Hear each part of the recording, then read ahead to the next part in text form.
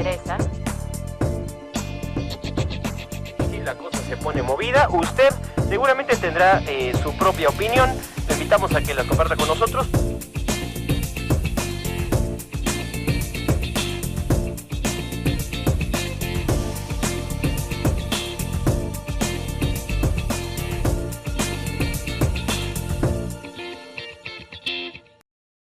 Hola, ¿qué tal? ¿Cómo se encuentra usted? Estamos una vez más en su programa Es tu Derecho, un programa de la Comisión Mexicana de Derechos Humanos.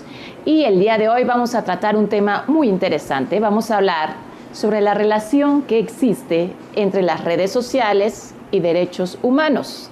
Usted se preguntará, ¿existe esta relación entre algo que a veces nos parece tan banal como el Twitter, Facebook, y algo que nos parece un tema tan delicado como derechos humanos? Pues al parecer sí hay esta relación y es bastante estrecha. Como todos los días me acompaña Héctor Uriel para conducir este programa y también para profundizar sobre el tema. Héctor, bienvenido. Hola Moni, ¿cómo estás? Oye, riquísimo el cafecito, muy buen lugar el que tenemos para platicar de un tema que se antoja para largo y profundo. Vamos a hablar de las redes sociales y el impacto que tienen para los derechos humanos, como ya lo has dicho. Y este tema tiene muchísimas aristas, tiene una gran cantidad de puntos de los cuales podemos hablar, desde el tema de si las redes sociales efectivamente sirven para defender nuestros derechos, hasta los esfuerzos que hacen los gobiernos hoy en día en algunos países. En México afortunadamente todavía no es tan fuerte, por acallar precisamente estas redes sociales, y por supuesto el impacto que puede tener sobre nosotros por la cantidad de información que tenemos que procesar. Yo no sé si a ti te pasa, pero yo en las noches de repente pongo el Facebook y me quedo y proceso y me entero de todo lo que pasó en el día, ¿no? No, y hasta adictivo es, ¿no? Uno empieza a ver las redes sociales por ahí de las 10 de la noche, dan las 12 y uno sigue ahí viendo y ya no sabe ni qué bien todo el día de tanta información que hay ahí. Exactamente. Y bueno, pues ¿qué te parece si para poder profundizar sobre este tema y entrar en contexto, vemos la cápsula que preparamos sobre el tema de hoy? Vamos a verla.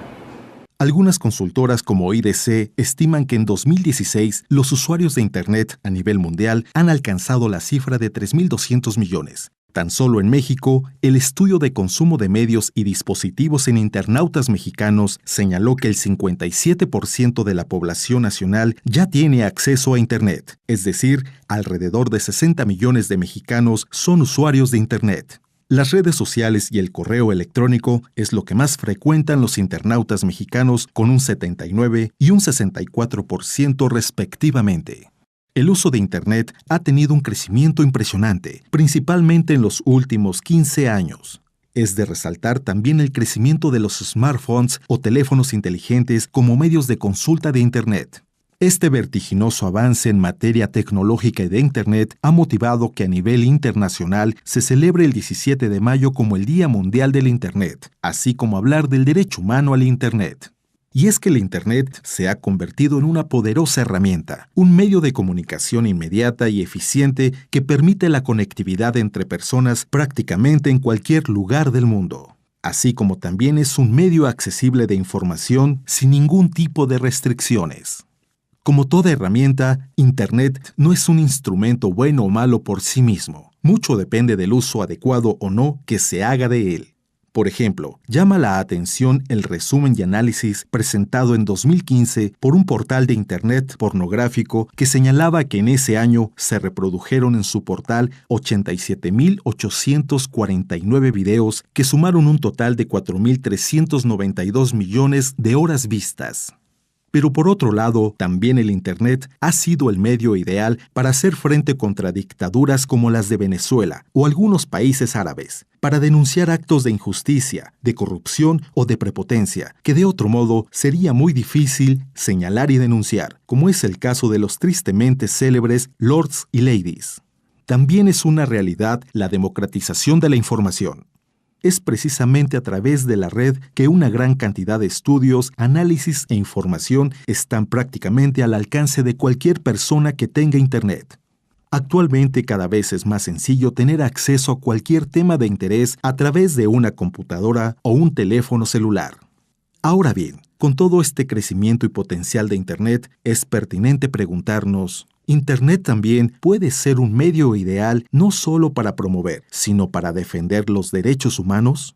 Hoy, en Es tu Derecho, Jesús Caudillo es licenciado en Periodismo por la Escuela de Periodismo Carlos Septién García y maestro de Administración y Políticas Públicas por el Centro de Investigación y Docencia Económicas. Ha desarrollado su carrera profesional entre la comunicación, el periodismo y la academia. Ha sido un estudioso del debate público y lo que en él acontece, porque según él mismo señala, es el principio de la configuración de una sociedad más abierta, plural, democrática, que respeta y defiende a sus integrantes. Colabora en el programa Hablemos de Política con Carlos Ramírez en Efecto TV, en la revista Campaign and Elections, los portales www.politico.mx y The Mexican Times, así como en los periódicos Indicador Político y HP Diario de Durango. Actualmente es director general de Política en Línea, empresa dedicada al análisis e investigación de la democracia 2.0, así como la incorporación de Internet en los procesos políticos de las sociedades contemporáneas. Jesús Caudillo, director de politicaenlinea.com. ¿Cómo estás? Bienvenido a este programa. Muchas gracias, Héctor. Muy bien, gracias, Moni, gracias por la invitación. Bienvenido. Aquí estamos para hablar de redes sociales. Oye, Jesús, a ver, te apasionan las redes sociales y por eso tienes este sitio que se dedica a analizar tendencias en Internet, cuestiones que tienen que ver particularmente con Twitter, de los temas y los términos que más importan y apasionan hoy a la ciudadanía. ¿Por qué te apasiona a ti? Pues mira, es que antes que redes sociales me apasiona Internet. Internet, desde que llegó, es un lugar común decirlo, trastocó prácticamente cada área de la vida en común.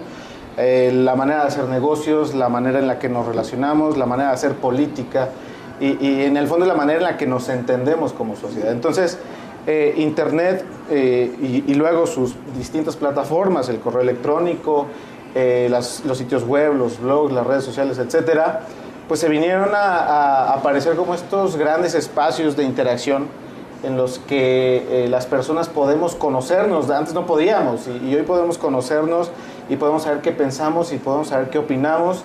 Y entonces esto que es nuevo para nosotros es una gran oportunidad de hacer una sociedad mejor. Jesús, ha cambiado drásticamente de 10 años para acá lo que se entiende por redes sociales.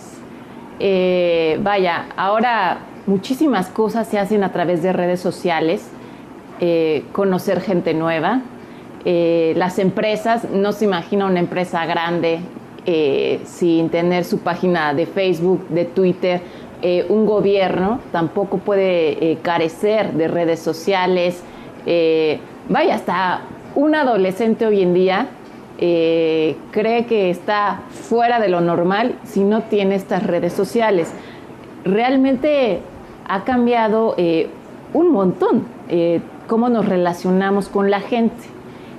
No es la excepción en el tema de derechos humanos.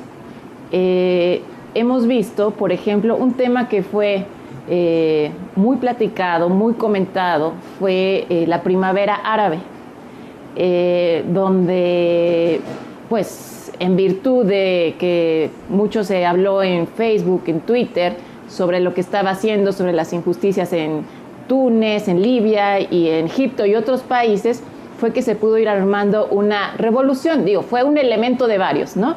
Pero hasta para eso contribuyen ahora las redes sociales. Sí, definitivamente, las redes sociales son un instrumento básico del activismo. Eso queda claro. El activista, por definición, está en redes. El activista puede congregar a su comunidad a partir de las redes. El activista difunde su mensaje, su propuesta, su causa a partir de estas plataformas.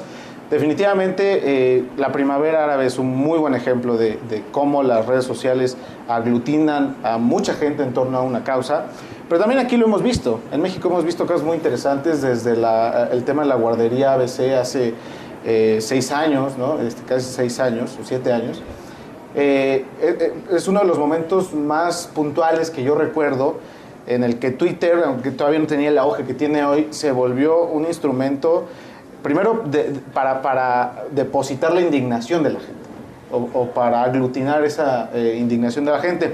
Y de ahí pues hemos visto diferentes episodios que han ocurrido en México, no solo en ese tenor, sino también en el tenor de la corrupción. Hemos sabido casos de corrupción a partir de redes que se han hecho virales, que han derivado en decisiones públicas muy importantes. Entonces, de eso se trata. Las redes ayudan a que la información se distribuya casi que sin censura, ¿no? Oye, Jesús, Moni, si les parece bien, vamos a entrar a tocar todos estos temas. Particularmente en el siguiente bloque yo quisiera poner en la mesa el asunto de lo que podemos hacer los ciudadanos a través de las redes sociales, pero pues eso tendrá que ser después de un corte. ¿Te parece si vamos a un corte, Moni? Me parece perfecto. Nosotros regresamos. Nosotros pues ya nos vamos a un corte, pero pues usted coméntenos qué opina.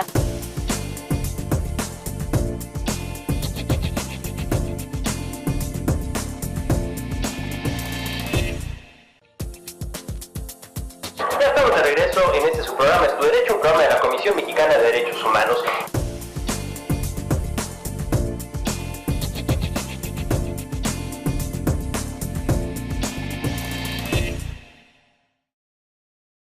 Ya estamos de regreso aquí en el Cielito Querido Café, platicando sobre derechos humanos, pero específicamente contigo, Jesús, sobre el tema de las redes sociales. Y yo había puesto un tema en la mesa, Moni y Jesús, que me gustaría que tocáramos. Lords, ladies, montones de temas virales que corren por Facebook, de pronto hashtags, N cantidad de cosas que han surgido a partir de las redes sociales. Que si tienes Instagram, que si no tienes Instagram, pero particularmente todos estos elementos han hecho que los ciudadanos se empoderen. ¿Es real, Jesús, que los derechos humanos, Moni, es real que los derechos humanos se pueden defender desde las redes sociales hoy en día, o por el contrario, pueden significar una herramienta para acabar con ellos, como el caso de Lady Basura, a quien le deshicieron la vida por volverla trending topic?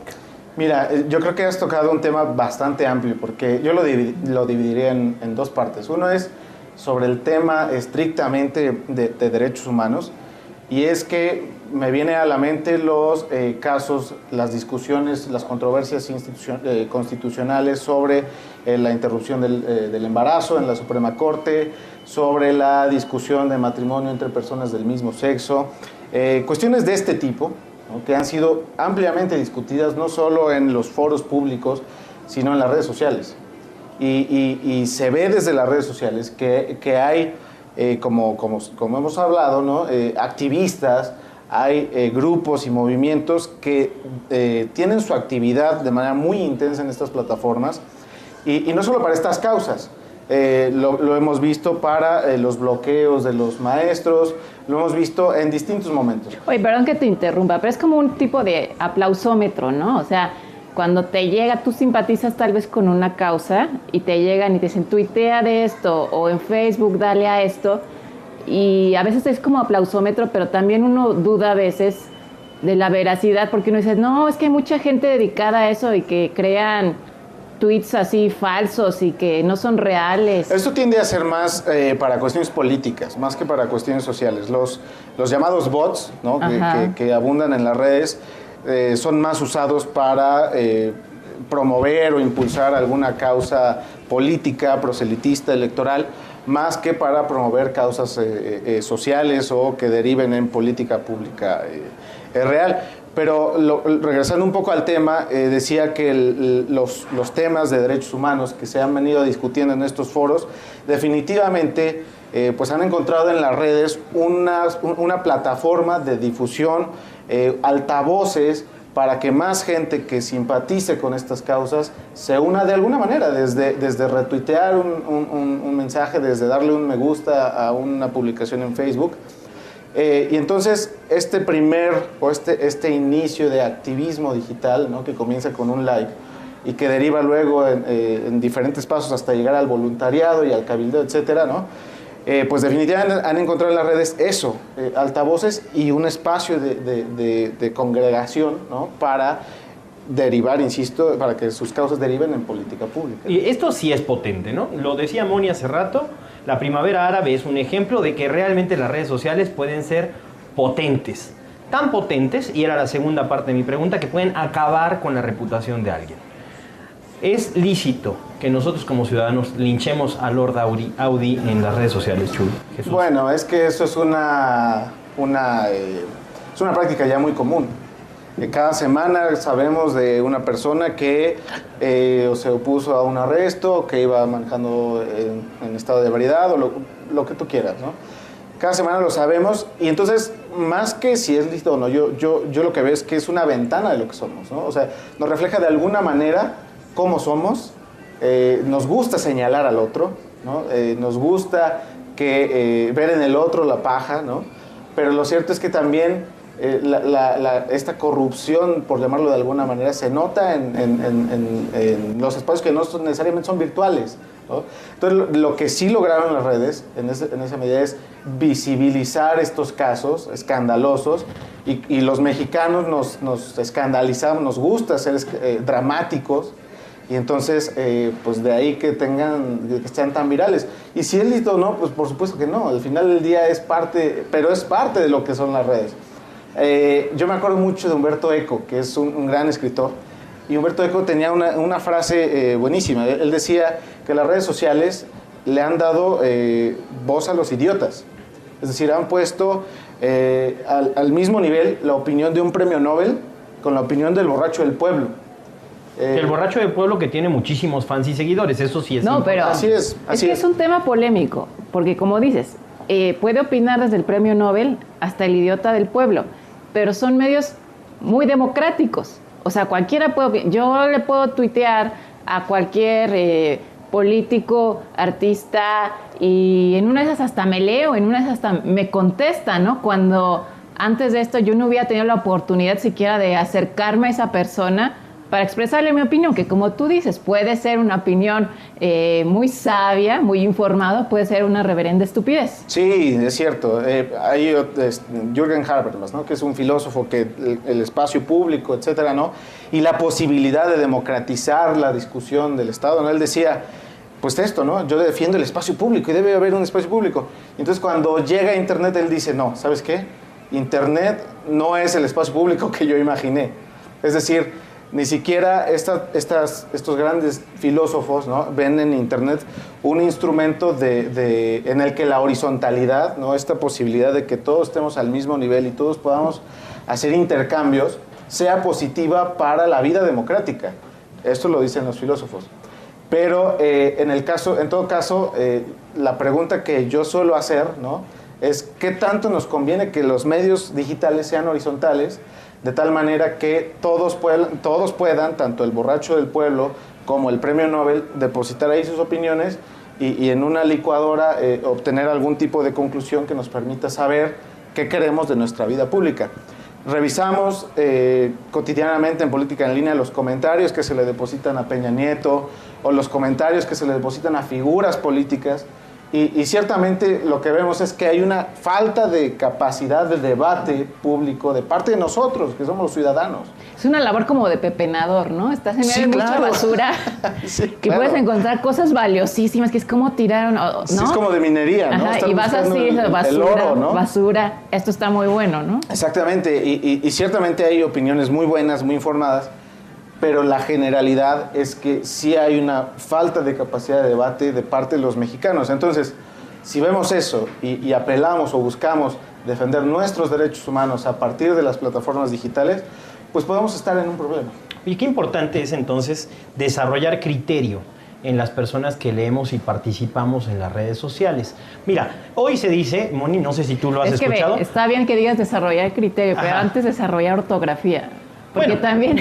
Estoy de acuerdo, pero mira, entre Peñabots, PG Zombies y derechairos no logramos hacer un solo grupo verdaderamente de opinión inteligente en México. Y parece mentira, pero quienes más seguidores tienen hoy en Facebook y en Twitter son estos videobloggers que realmente tampoco es que nos generen una diferencia o que puedan realmente impulsarnos. No sé tú qué piensas de eso. De los influenciadores a mí me parecen un fenómeno interesantísimo que también hemos estudiado porque son gente que de la nada, a mí me ha tocado conocer a varios de ellos y gente común, gente corriente, ¿no?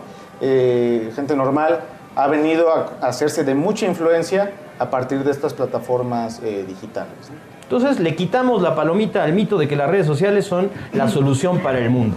Definitivamente. Pues yo creo que son una herramienta, ¿no? Y pueden ser usadas para el bien o para el mal. Pero la cuestión es que una herramienta indispensable hoy en día para la promoción de los derechos humanos. Nosotros tenemos que irnos rápidamente a un corte, pero pues nos gustaría saber su opinión. Ahí abajo aparecen nuestras líneas de contacto. Regresamos. Nosotros pues ya nos vamos a un corte, pero pues usted coméntenos qué opina.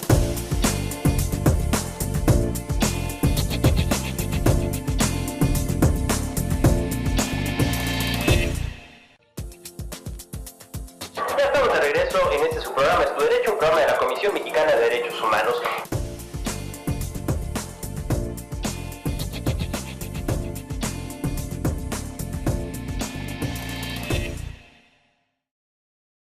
Ya estamos de regreso en este su programa Es Tu Derecho, un programa de la Comisión Mexicana de Derechos Humanos. Y Jesús, estábamos hablando en el corte anterior sobre esta palabrota, que es influencers y la cantidad de nuevos términos que se han metido en nuestro lenguaje a partir de las redes sociales. Pero, a ver, específicamente esto de los influencers, ¿quiénes son? ¿Qué hacen? ¿Por qué son? Bueno, son personajes que han ganado visibilidad a partir de las redes.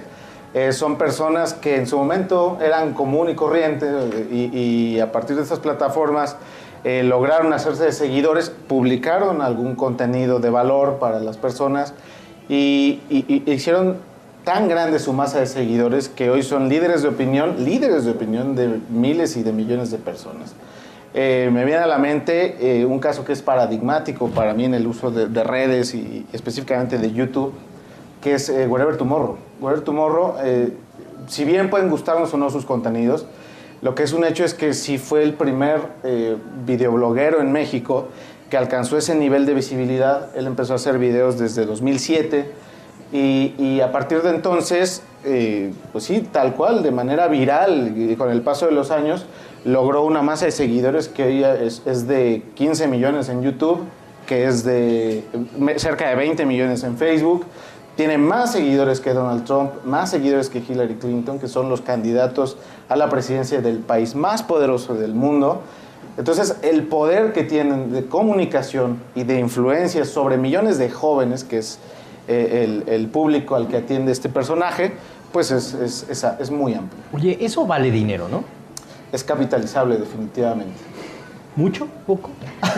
Ya quiere hacer su propio blog. No, quiero entender, porque lo que me preocupa aquí es, si este tipo de personas tienen este potencial, tienen esta cantidad de seguidores, pues me parece muy apetecible para un gobierno, para una empresa, llegar y decirle a esa persona, oye, te pago tanto porque digas esto. ¿Pasa? Bueno, ha pasado. Yo sé de casos en los que voy a mantener en el anonimato, por supuesto, en los que se ha llegado de parte de partidos políticos, de parte de políticos que han buscado influenciadores para distribuir sus mensajes, sus campañas, etcétera. Algunos han aceptado y han promovido sus mensajes, otros no. Y pues sí, los contenidos en internet es el pan de cada día, por lo que el que ofrece buenos contenidos tiene posibilidades de hacerse visible. No sé si al nivel de Wherever Tomorrow, ¿no? Pero definitivamente la calidad de los contenidos habla mucho de lo que hay de fondo. Eso abre la puerta a la censura, ¿no, Moni? Pues es un tema que queremos abordar. Uno de los derechos fundamentales es la libertad de expresión.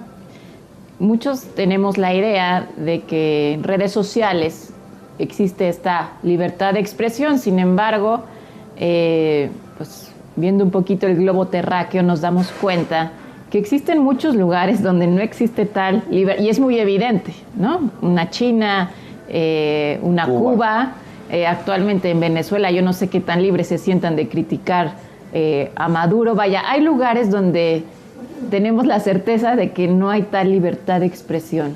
En México, ¿cómo está la situación? ¿Hay libertad de expresión en estas redes sociales? En México tenemos la tentación de regular las redes sociales. Tenemos la tentación de que las redes sociales se conviertan en aparatos de propaganda, ¿no?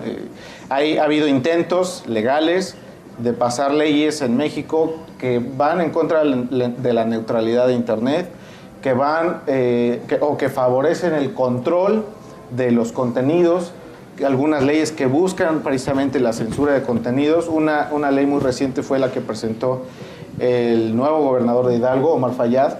Él buscaba eso precisamente, buscaba que el Internet perdiera muchas de las características que lo hacen democrático en muchos sentidos.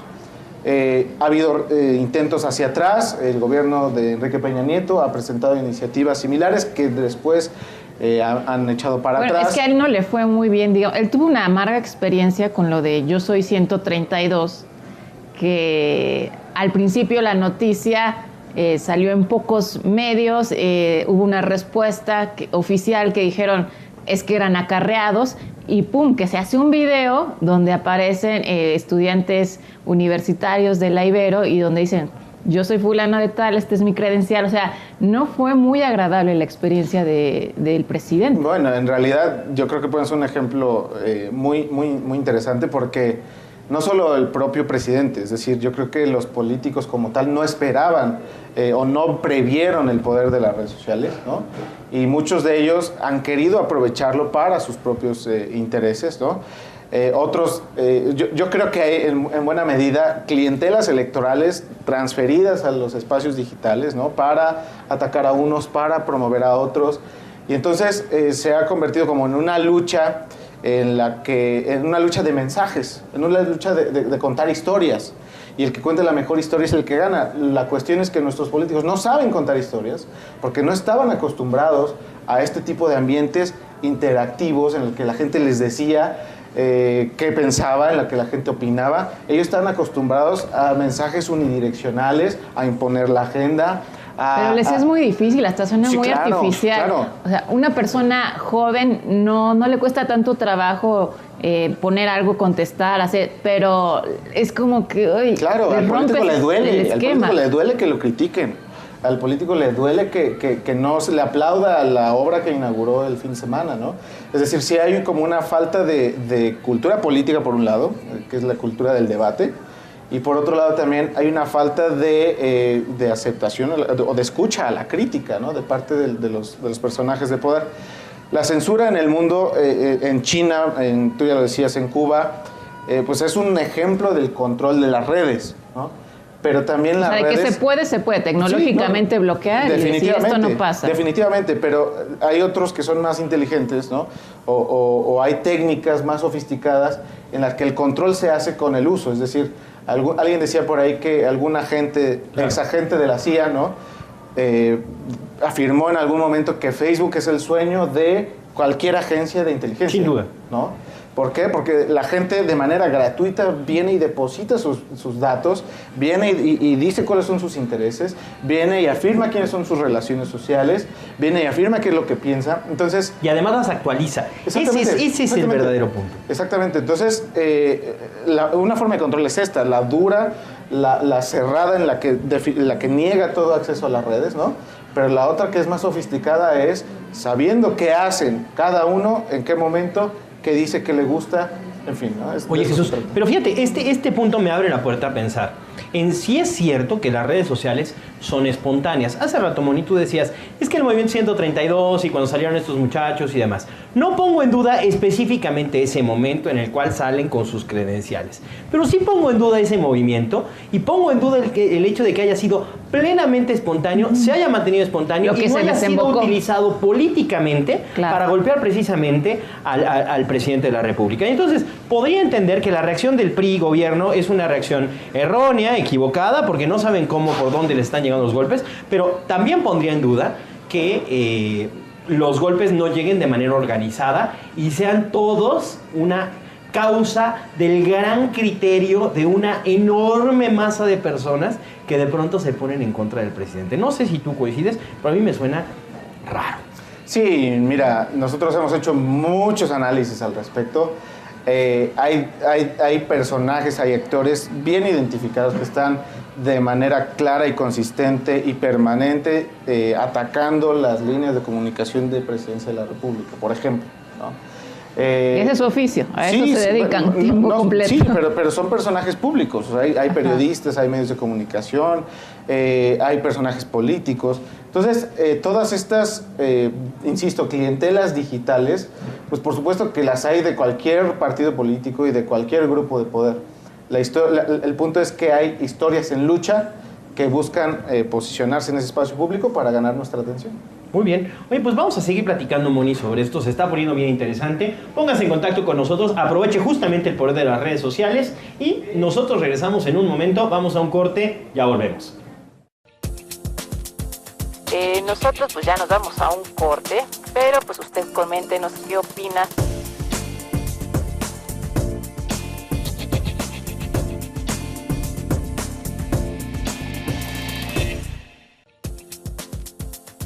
Ya estamos de regreso en este su programa Es tu Derecho, un programa de la Comisión Mexicana de Derechos Humanos.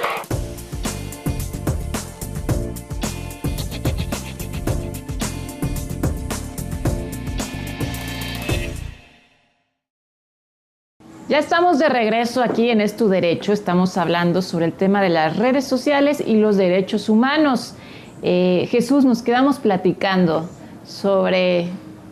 ¿Existe censura en México? ¿Debe haber cierta censura o no debe de existir? No, naturalmente no. Naturalmente no debe existir censura. Aunque hay y seguirá habiendo, esto es un hecho, seguirá habiendo intentos porque las redes sociales puedan ser controladas desde los grupos de poder, pero definitivamente las plataformas digitales nos dan mucho más como sociedad, creo yo, de lo que nos quitan. Oye, Jesús, hablaste en el corte anterior, en el espacio anterior, sobre un término que es muy interesante y que quisiera que nos explicaras. La neutralidad de la red.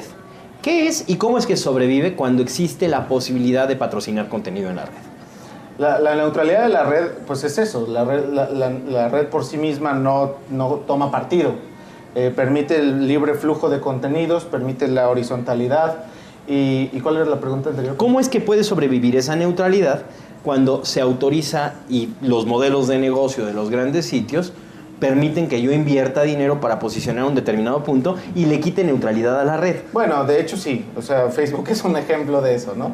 De hecho, Facebook modificó su propio algoritmo para eliminar esa parte, ¿no? Para eliminar los contenidos virales por sí mismo y darle peso a los contenidos patrocinados. Esto afortunadamente solo ha pasado en Facebook. Pero también, ¿no?, en Twitter. Ha pasado, sí, pero y ahí corremos un riesgo también, pensar que la red es solo Facebook y Twitter. Hay algún bloguero iraní, lo platico rapidísimo, un bloguero iraní que cuando él, pues sí, le dicen el blog, The Blogfather, ¿no? Precisamente porque él promueve toda esta corriente de blogueros iraníes para combatir la censura del gobierno en 2008. Entonces lo encarcelan y en 2014 sale de la cárcel y vuelve a intentar retomar su vida digital y dice, es que esto ya no es lo mismo, Internet no es como era hace 6 años, ¿no? Internet hoy es Facebook, Twitter y YouTube. Es decir, nos han hecho creer que Internet es únicamente nuestro timeline en Facebook. Oye, pues es donde nos ofrecen descuento cuando usamos nuestro teléfono, ¿no? Que te dicen Twitter y Facebook, lo pero que además, quieras. ¿cómo no? Con 30,000 millones, ¿o cuántos tiene Facebook de usuarios? Usuarios tiene más de 1,700 millones. Más de 1,700 millones. Bueno, ¿cómo no van a ser los dueños de Internet? Sí. ¿Cuántas personas hay con Internet en el mundo y cuántos tiene Facebook? Así es. Vamos, por supuesto que si hay 6,000 millones de personas en el mundo y 1,700 los tiene Facebook, el mundo es de Facebook. Sí, y el argumento de este bloguero es que el tráfico orgánico se ha venido muriendo. Entonces esa neutralidad de la que hablamos, pues empieza a perder, o no es del todo neutralidad, en la medida en la que por un lado tenemos una gran empresa que acapara la convivencia en Internet, ¿no? O una serie de grandes empresas que acaparan esa convivencia en Internet, y por otro lado, que incluso las compañías proveedoras de Internet empiezan a pensar esta idea de qué tal si nosotros le damos mayor... ancho de banda a un determinado sitio. Exactamente, ¿no? Entonces, eso es terminar con la neutralidad de la red, y sí es un riesgo, pero confío y apelo a la sensatez de los que luchan y cabildean en favor de esto para que no suceda. Pero estamos hablando de un negocio joven todavía. Sí, definitivamente. O sea, pueden pasar... Es que no solo es Internet, o sea, lo que viene y el futuro es la inteligencia artificial, el Internet de las cosas, en fin, el uso masivo de datos, es decir, viene una gran ola, ¿no?, de conectividad o de hiperconectividad que nos va a poner retos muy importantes a nivel social, a nivel político, a nivel económico, de los que hoy ni siquiera imaginamos. Oye, Jesús, pero este tema me abre justamente un nuevo tema que creo que seguramente dominas también, que es el asunto de la cantidad de información a la que estamos expuestos. Moni, yo no sé a ti cuántos correos de spam te llegan todos los días. Yo por lo menos recibo 25 correos de spam todos los días en mi correo. Pero además, cuando entro a Facebook me toca ver un montón de cosas que yo no quiero ver, que yo no pedí ver, que yo no quería ver. Cuando estoy en Twitter me pasa lo mismo y me tengo que chutar los anuncios de fulanito gobernador y de fulanito diputado y de fulanito senador que me cuenta que sacó un nuevo CURP para alguien, ¿no? Que esa es su gestión. Y en general estamos abrumados de contenidos. ¿No te parece, Jesús, que va a llegar un punto en que no podamos procesar tanta información? Definitivamente. Yo creo que necesitamos una alfabetización digital que vaya mucho más allá del saber usar una computadora. Es decir, tú lo decías hace rato, el usuario necesita un criterio para distinguir tanta información. Yo creo que el usuario cuando está en Internet tiene la posibilidad de tomar 3 decisiones que no son excluyentes, ¿no? El usuario puede ser creador de contenido, puede ser replicador de contenido o consumidor de contenido. A ver, ¿no? Creador de contenido, replicador de contenido y consumidor de contenido. Muy bien. Esas son las 3 caras que todos jugamos todo el tiempo cuando estamos en redes. Y cuando nosotros somos creadores de contenido, pues apelamos a criterios, a motivaciones, etcétera, ¿no? En el momento en el que replicamos ese contenido por alguna causa en particular, porque nos emocionó, porque apeló a algún aspecto que nos movió en nuestro interior, en fin. Y cuando nosotros consumimos contenido, precisamente buscamos satisfacer ciertas necesidades. Entonces, estas 3 caras o estas 3, digamos, facetas del usuario, ¿no? Necesitamos nosotros divulgarlas y necesitamos ser consciente al usuario de que eso es lo que hace todos los días en las redes. Y hacerlo de manera consciente para que sepa distinguir qué le es provechoso y qué no. Es decir, ya lo han dicho, hay un mar de contenidos ahí que todo el tiempo estamos viendo en Facebook, ¿no? Aprovechando que es el dueño de Internet, ya lo decías tú, ¿no?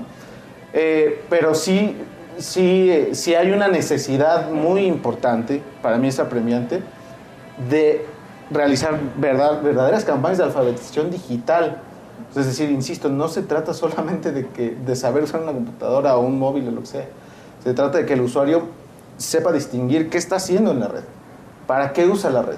Oye, Jesús, esto de saber qué está haciendo en la red, tal vez podemos dar paso al siguiente tema.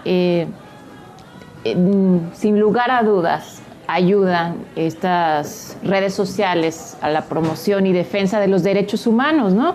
Se me ocurre el tema de cuando graban a una mujer que es torturada por elementos de la Sedena y que de ahí ya se derivó una investigación, ¿no? Pero por otro lado también vemos que como herramienta podemos caer en el lado contrario. Por ejemplo, lo que pasa cuando menores de edad no saben usar estas redes y son seducidos y captados por rufianes que están del otro lado de la red con cara de que son otros jovencitos. El tema también de las calumnias.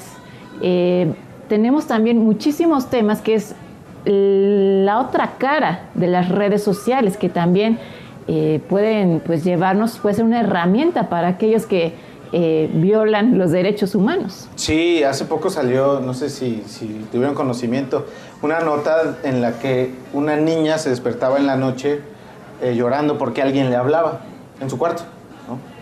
Entonces iba todas las noches y sus papás revisaban el cuarto y no sabían de qué se trataba, ¿no? Entonces, y así varias noches, hasta que en algún momento descubrieron que uno de sus juguetitos estaba conectado a internet y un hombre, ¿no?, veía a la niña todas las noches y le hablaba y le decía, ve y mata a tus papás, no sé, le decía una cosa de espantosas, ¿no?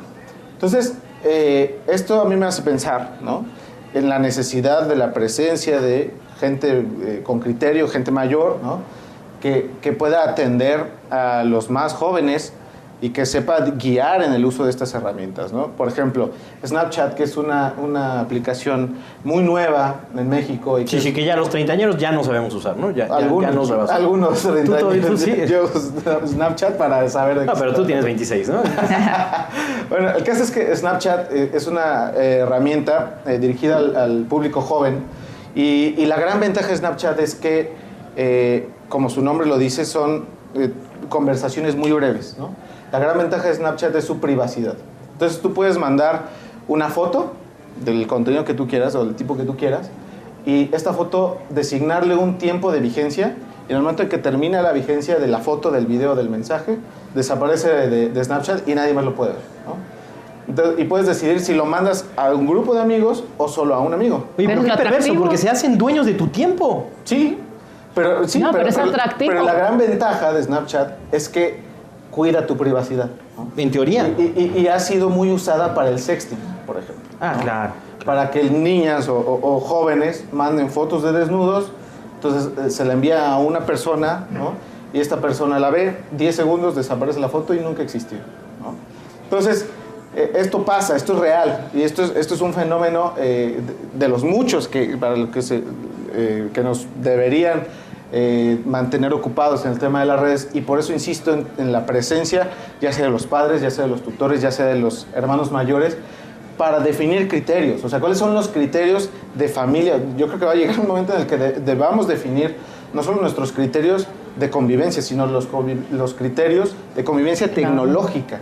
Pero es súper importante, sí, y claro, muchos papás andan como desconectados y creen que con comprarle... O hiperconectados, ¿no? Ajá, o hiperconectados y le dan, pero creen que con que su hijo ya tenga ahí su tableta, ya cumplieron sus obligaciones como padres, ¿no? Claro. Y no están al pendientes si el niño está 3, 4, 5 horas, si ya pasó de ver todo lo infantil y de repente le sale un anuncio que dice, ¿y ahora cómo llegó esta página? Sí, ¿con quién está platicando? Es muy común, y es más común de lo que se cree, que los niños ya ven contenido pornográfico. O sea, eso es mucho más común de lo que se cree. Los niños desde los 5, desde los 7, los 8 años ya saben cómo acceder a contenido pornográfico en internet, ya saben cómo buscarlo, ya saben cómo verlo, naturalmente les genera curiosidad y lo vuelven a buscar. Entonces, no solo son las redes sociales, sino es el contenido, este mar de información al que estamos expuestos, ¿no? Que nos debe mantener alertas sobre cómo queremos nosotros usar la tecnología y para qué la queremos usar. Jesús, esto me deja frío, yo creo que a todos nos ha dejado aterrados, porque pareciera ser que la única solución que vamos a tener en algún momento va a ser desconectarnos, y eso quiere decir que vamos a regresar a la era de las cavernas, al menos socialmente. La cosa se pone grave. Moni, no sé si te parezca bien, pero regresamos con nuestras conclusiones y abundamos quizá estos temas que se ponen difíciles. Vamos a un corte. Nosotros pues ya nos vamos a un corte, pero pues usted coméntenos qué opina.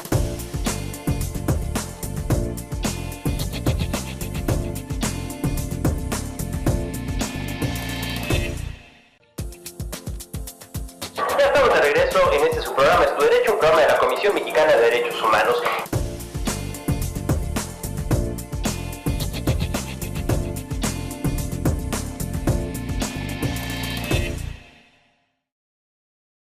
Pues ya regresamos, estamos aquí platicando con Jesús Caudillo, director de Política en Línea. Estamos hablando sobre redes sociales y sus consecuencias y su vínculo con los derechos humanos, que pues nos quedamos fríos, tiene muchísima relación, tanto para bien como para mal. Ahorita estábamos hablando de algunas de las consecuencias negativas, como puede ser todo el abuso de menores, trata de personas, claro. Y muchas veces la falta de supervisión de los papás, que esto es importantísimo. Los que nos están escuchando, de verdad que tienen que estar al pendiente de qué es lo que están viendo sus hijos y con quiénes están interactuando.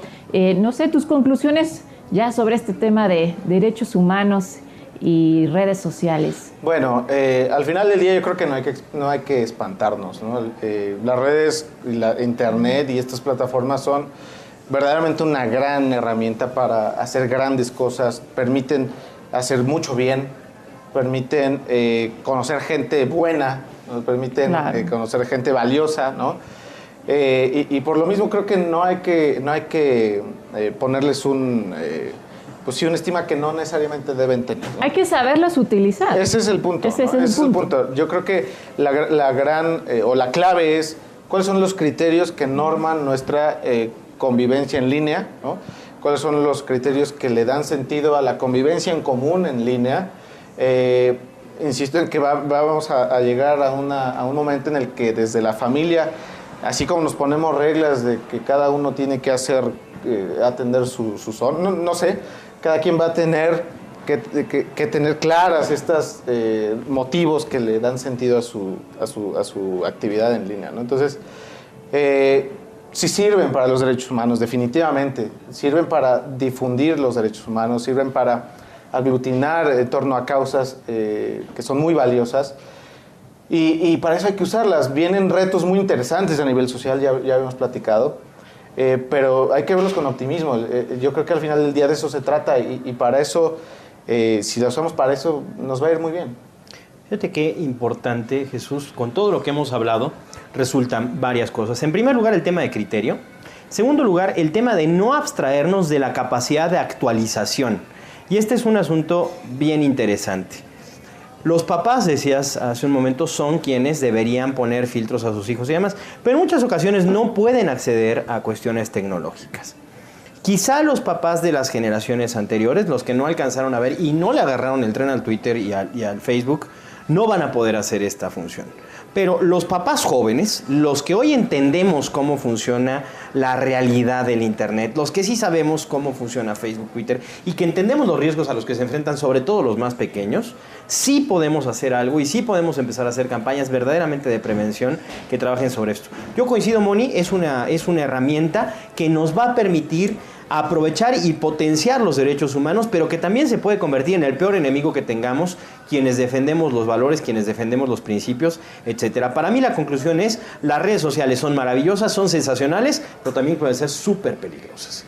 Así es, un elemento muy útil de denuncia, como lo has dicho, ha servido a miles de personas para que sean visibles cuando antes no tenían estos canales disponibles, donde existían violaciones, pero pues nadie los escuchaba, nadie se enteraba, no había ninguna evidencia. Ahora cualquiera saca el teléfono, se pone a grabar y lo sube a las redes sociales y como ha dicho Jesús, o sea, el gobierno siente cierta presión cuando ya hay un video que es visto por mucha gente, comentado por el Círculo Rojo, y actúa en consecuencia. Entonces, ver, como dices, lo positivo de estas redes sociales, de los avances tecnológicos, que es pues donde nos va a tocar ahora a todos nosotros pues navegar, ¿no? O sea, ya es algo con lo cual no vamos a poder separarnos ni meternos en una caverna y decir, pues esto no está pasando.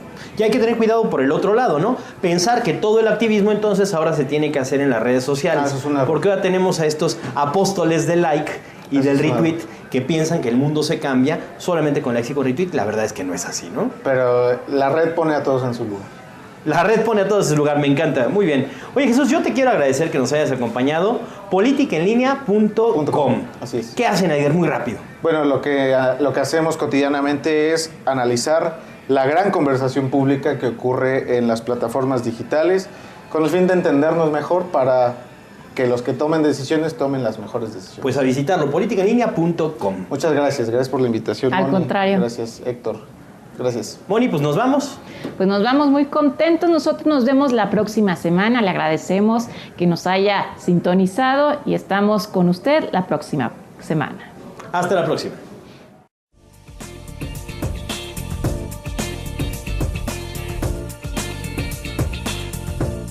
De este programa, crear conciencia en cada uno de nosotros de todo el bien que podemos hacer por nuestro país. Nosotros ya nos tenemos que ir, Héctor. Se nos acabó el tiempo. Se nos acabó el tiempo.